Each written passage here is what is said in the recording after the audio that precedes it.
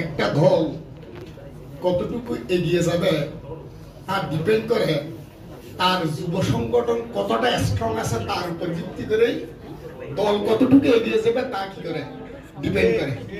যুব অধিকার পরিষদ যত বেশি সমৃদ্ধ হবে, যত বেশি শক্তিশালী হবে, গণ অধিকার পরিষদ আমরা তত বেশি আমাদের যে স্বপ্ন আমরা সেই স্বপ্নের কাছাকাছি আমরা পৌঁছতে পারবো। এটাই আমরা বিশ্বাস করি।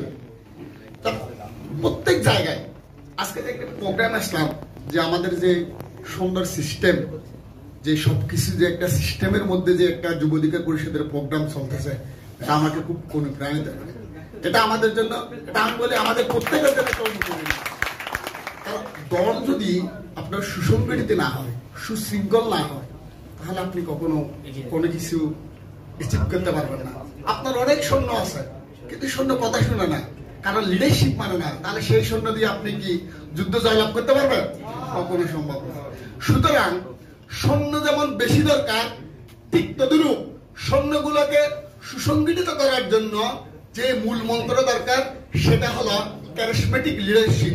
আমি মনে করি যুব অধিকার পরিষদের সেই ক্যারিজমেটিক লিডারশিপ আছে বিধায় আজকে এই ধরনের একটা সুশৃঙ্খল পরিবেশ আমরা এখানে। অনেকে এখানে বলে গেছেন যে জোটের বিষয়, দেখেন পলিটিক্সে কোনটা কি হবে সেটা আগে থেকে কখনো বলা যায় না, কিন্তু আপনাকে ফোরকাস্ট করতে হবে। ব্যবসা এবং রাজনীতি দুটির বিষয় হলো